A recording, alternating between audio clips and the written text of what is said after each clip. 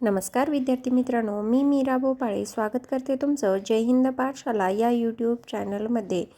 आज आपण इतिहासातील क्विक 100 प्रश्न पाहणार आहोत, जे की वन लायनर स्वरूपाचे असतील, पण त्यातून तुमचा संपूर्ण 360 डिग्री अभ्यास होईल. चला तर मग सुरुवात करूया आजच्या व्हिडिओला. आजचा पहिला प्रश्न आहे, सत्यशोधक समाजाची स्थापना कोणी केली? तर ते होते महात्मा फुले. दुसरा प्रश्न आहे, सत्यशोधक समाजाची स्थापना कोणत्या वर्षी झाली? तर ती झाली 1873ला. आणि तिसरा प्रश्न आहे, पुणे सार्वजनिक सभेची स्थापना कोणी केली? तर ते होते गणेश वासुदेव जोशी, ज्याला आपण सार्वजनिक काका म्हणून ओळखतो ते. यानंतर प्रश्न क्रमांक 4, भारतातील राष्ट्रीय काँग्रेसचे पहिले अधिवेशन कुठे झाले? तर ते मुंबईला. सुरुवातीला पुण्याला होणार होतं, पण तिथे कॉलराची साथ आल्यामुळं हे कार्य मुंबईला पहिलं अधिवेशन भरण्याचं पार पडलं. पण सर्व काही त्याची जिम्मेदारी काँग्रेसच्या पहिल्या अधिवेशनाची सार्वजनिक काका म्हणजेच गणेश वासुदेव जोशी यांच्यावर होती. यानंतर प्रश्न क्रमांक 5, काँग्रेसचं पहिले अध्यक्ष कोण होते? तर ते होते WC बॅनर्जी, आणि यांनी 2 वेळा अध्यक्षपद स्वीकारले, ही सुद्धा गोष्ट लक्षात ठेवा. यानंतर 6वा प्रश्न आहे, बंगालची फाळणी कोणत्या व्हाईसरॉयने केली? तर बंगालची फाळणी 1906 मध्ये कर्झन यांनी सिमलाहून घोषणा केलेली होती, आणि फाळणीच्या वेळेसचे व्हाईसरॉय म्हणून सुद्धा कर्झनच होते. जरी हे प्रश्न वन लायनर वाटत असले, तरीही तुमचा हे 100 प्रश्न 360 डिग्री अभ्यास करून घेतील याची खात्री मला आहे. शेवटपर्यंत व्हिडिओ बघा. प्रश्न 7, आत्ताच मी सांगितल्याप्रमाणे बंगालची फाळणी कोणी केली? लॉर्ड कर्झन यांनी केली. 8वा प्रश्न आहे, स्वदेशी चळवळीचा संबंध कोणत्या घटनेशी संबंधित आहे, किंवा कुठल्या घटनेशी संबंधित स्वदेशी चळवळ आहे? तर बंगालच्या फाळणीशी संबंधित स्वदेशी चळवळ आहे, जिला स्वदेशी चळवळीलाच वंगभंग चळवळ सुद्धा म्हटलं जातं. यानंतर 9वा प्रश्न आहे, मुस्लिम लीगची स्थापना कोणत्या वर्षी झाली? तर ते 1906 या वर्षी झालेली आहे. यानंतर प्रश्न क्रमांक 10, मुस्लिम लीगची स्थापना कुठे झाली? तर ढाका येथे. 1906ला मुस्लिम लीगची स्थापना झाली शिमला शिष्टमंडळाप्रमाणे. आणि कोठे झाली? तर ढाका येथे झाली. आणि याला मदत कुणी केली? तर लॉर्ड कर्झन यांनी मदत केली. ह्या सगळ्या गोष्टी लक्षात ठेवायच्या मुस्लिम लीग संबंधी. यानंतर प्रश्न क्रमांक 11, होम रूल लीगची स्थापना कोणी केली? होम रूल लीगची स्थापना ॲनी बेझंट त्याचबरोबर टिळक यांनी केलेली आहे, जी की एप्रिल आणि सप्टेंबरमध्ये आहे. यानंतर प्रश्न क्रमांक 12, भारत सेवक समाजाची स्थापना कोणी केली? तर ते होते गोपाळ कृष्ण गोखले. यानंतर प्रश्न क्रमांक 13, भारत सेवक समाजाची स्थापना कधी झाली? तर 1905 मध्ये. आता स्थापना कोणी केली आणि केव्हा झाली, ह्या दोन्ही मुद्दे तुम्हाला एकदम स्पष्ट झाले असतील. यानंतर 14वा प्रश्न आहे, सत्यशोधक समाजाची स्थापना कोणी केली? महात्मा फुले यांनी. सत्यशोधक समाजाची स्थापना कधी झाली? 1873. यानंतर प्रश्न क्रमांक 19, प्रार्थना समाजाचे प्रमुख नेते कोण होते? आत्माराम तर्खडकर. यानंतर 20वा प्रश्न आहे, केशरी वृत्तपत्र कोणत्या भाषेत होते? तर ते होते मराठी. मग मराठा हे वृत्तपत्र कोणत्या भाषेत होतं? तर इंग्रजी. 21वा प्रश्न. यानंतर 22वा प्रश्न, चाफेकर बंधूंनी कोणाची हत्या केली? तर रँडची हत्या केलेली होती चाफेकर बंधूंनी गणेश खिंडीत. त्यानंतर 23वा प्रश्न आहे, जॅक्सनने कोणाची हत्या केली? तर अनंत कान्हेरेने जॅक्सनची हत्या केलेली होती. कधी? तर 1909 मध्ये. त्यानंतर 24वा प्रश्न आहे, सँडर्स यांची हत्या कोणी केली? तर भगतसिंग, राजगुरू आणि सुखदेव यांनी केलेली होती. यानंतर 25वा प्रश्न आहे, 1857च्या उठावाला भारताचे पहिले स्वातंत्र्ययुद्ध असं कोणी म्हटलं? तर स्वातंत्र्यवीर सावरकर यांनी म्हटलेलं आहे. यानंतर प्रश्न क्रमांक 26, महात्मा फुलेंनी सत्यशोधक समाजाची स्थापना कुठे केली? तर पुणे येथे महात्मा फुलेने सत्यशोधक समाजाची स्थापना केलेली आहे. कधी? तर 1873 मध्ये.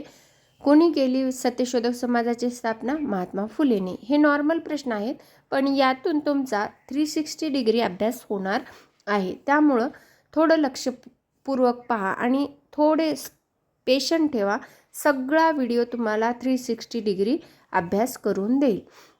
यानंतर प्रश्न क्रमांक 27. सावित्रीबाई फुले यांनी भारतातील पहिली मुलींची शाळा कोणत्या वर्षी सुरू केली? आता तुम्हाला इथं अचंबित करणारा प्रश्न आहे. सावित्रीबाई फुले तर हो, ह्याच सोबत होत्या महात्मा फुले यांच्या आणि त्या पहिल्या भारतातील शिक्षिकासुद्धा होत्या. 1848 त्यांनी महिलांसाठी मुलींसाठी पहिली शाळा सुरू केली. कुठे? तर पुढचा प्रश्न आहे पुणे येथे. भारतातील पहिली मुलींची शाळा कुठे सुरू केली?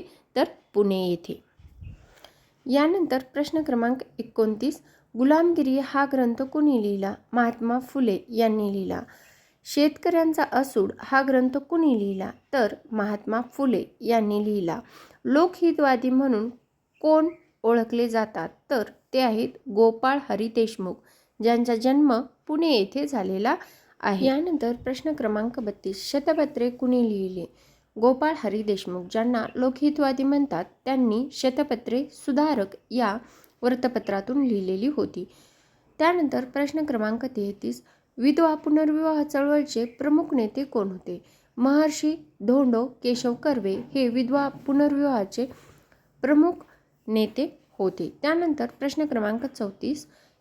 SNDT महिला विद्यापीठाची स्थापना कोणी केली? तर ते सुद्धा महर्षी धोंडो केशव कर्वे होते. यानंतर प्रश्न क्रमांक 35.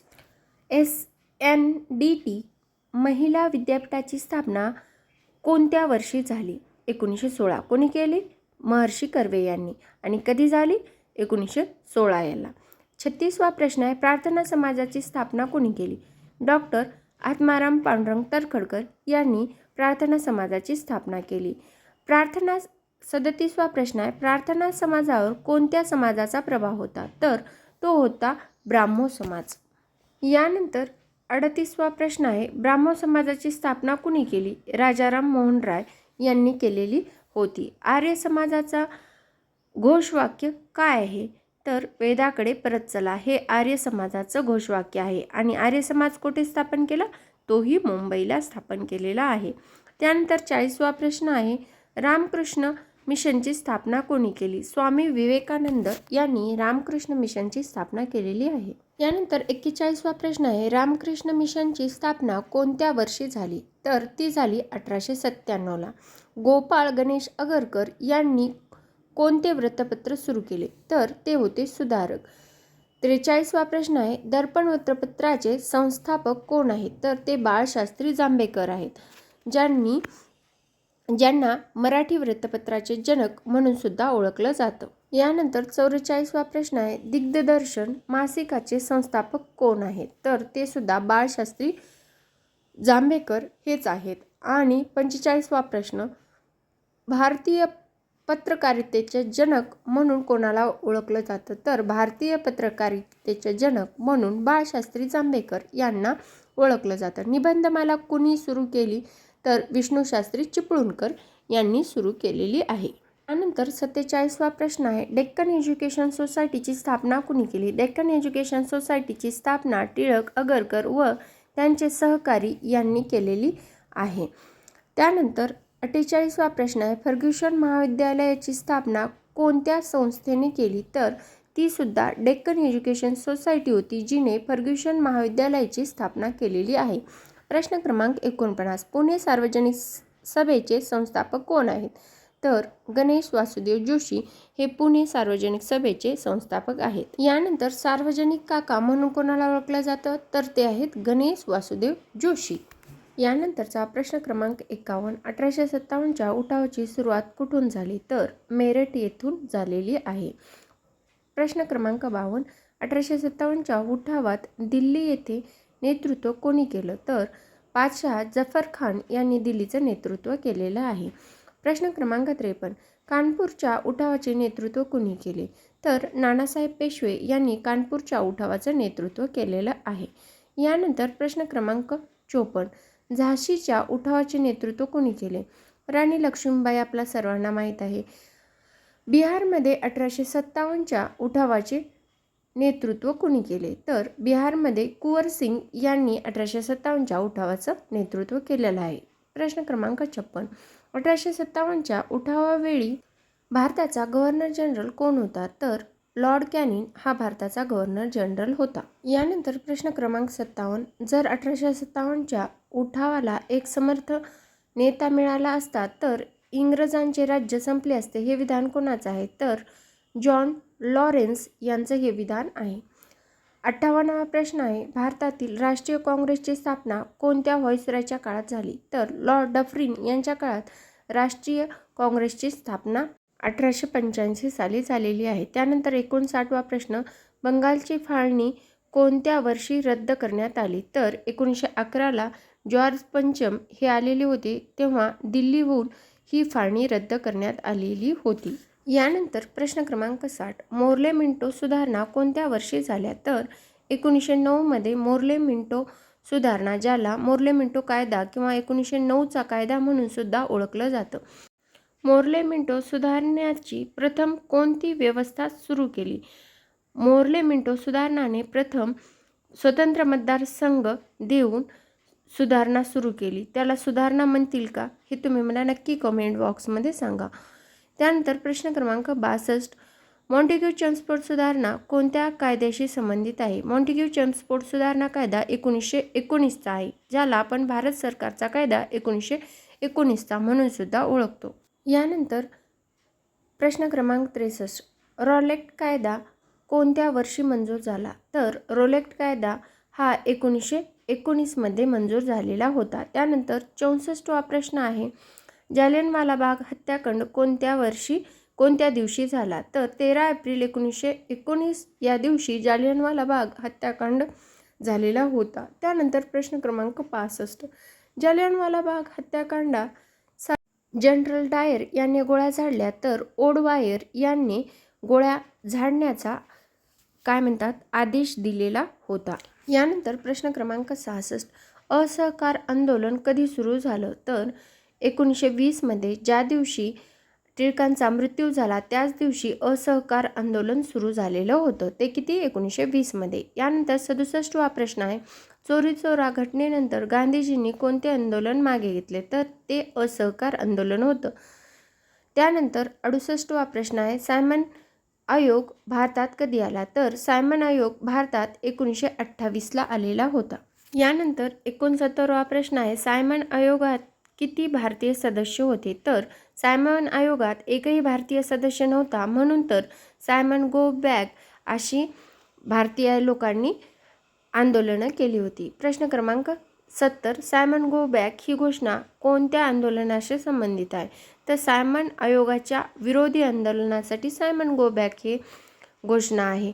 त्यानंतर 71वा प्रश्न आहे, पूर्ण स्वराज्याचा ठराव कोणत्या अधिवेशनात मंजूर झाला होता? तर लाहोर अधिवेशन, जे रावी नदीच्या काठी भरलं होतं 1929चं, या अधिवेशनामध्ये पूर्ण स्वराज ठराव पास झालेला होता. यानंतर प्रश्न क्रमांक 72. दांडी यात्रा कधी सुरू झाली? तर 12 मार्च 1930ला दांडी यात्रा सुरू झाली. 73वा प्रश्न आहे, गांधी अरविंद करार कधी झाला? तर गांधी अरविंद करार हा 1931ला झाला. त्यानंतर 74वा प्रश्न आहे, पुणे करार कोणामध्ये झाला? तर गांधीजी आणि आंबेडकर यांच्यामध्ये पुणे करार झालेला होता. यानंतर 75वा प्रश्न आहे, भारत छोडो आंदोलन कधी सुरू झाले? तर भारत छोडो आंदोलन हे 8 ऑगस्ट 1942 रोजी सुरू झालेलं होतं.